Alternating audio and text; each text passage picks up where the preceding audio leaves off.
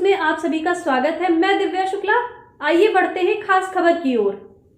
पूर्ण रवैये के साथ जिस तरीके से हमारे माननीय सांसदों का निलंबन किया गया, लोकसभा से लगभग 100 सांसदों का और राज्यसभा से लगभग 46 सांसदों का, 146 जो जनता के चुने हुए प्रतिनिधि थे, उनको तानाशाही पूर्ण रवैये से, संसद की कार्रवाई से निलंबित करके उन्हें अपनी बात कहने से वंचित किया गया।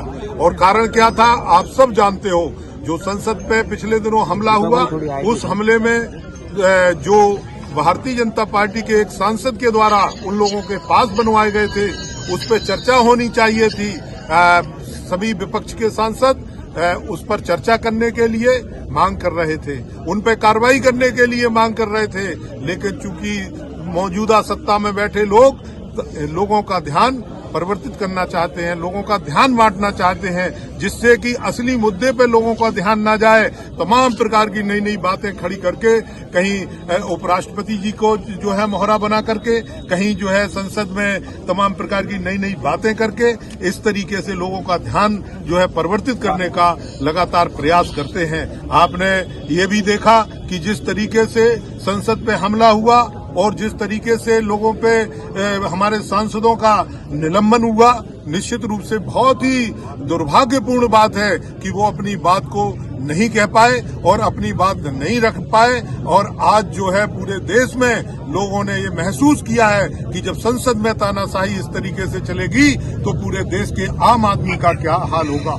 आज बुनियादी समस्याएं हैं लोगों के सामने, महंगाई है, बेरोजगारी है, भ्रष्टाचार है, लोग परेशान हैं। लेकिन इन सब चीजों पे ध्यान ना जाए, इन पर संसद में चर्चा ना हो, इन सब चीजों को ना उठाया जाए, इन सब बातों को लेकर के इस तरीके की कार्रवाइयां की गई हैं। और मैं समझता हूं ये बहुत ही दुर्भाग्यपूर्ण बात है।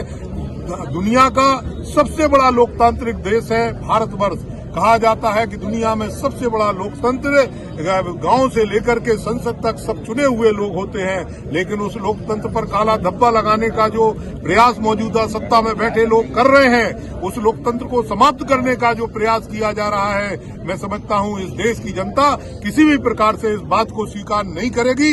एक तो आने वाले 2024 के चुनाव में उन्हें करारा जवाब देगी, दूसरी तरफ अगर आवश्यकता पड़ी तो सड़क पर उतर करके लोग आंदोलन करेंगे। लोग इस सरकार को सत्ता में बैठने से मजबूर कर देंगे कि ये सरकार सत्ता में न रहे। और जो लोकतंत्र के चुने हुए प्रहरी हैं, तो ऐसे लोगों को देश की बागडोर मिलना चाहिए जो लोकतंत्र को बहाल रख सके, लोकतंत्र को मजबूत रख सके। ज्ञापन के बाद क्या रणनीति है? आज हम लोग ज्ञापन दे रहे हैं। आज हम देश की सरकार को आगाह कर रहे हैं कि अभी समय है और लोकतंत्र की बहाली के लिए आप कदम उठाइए।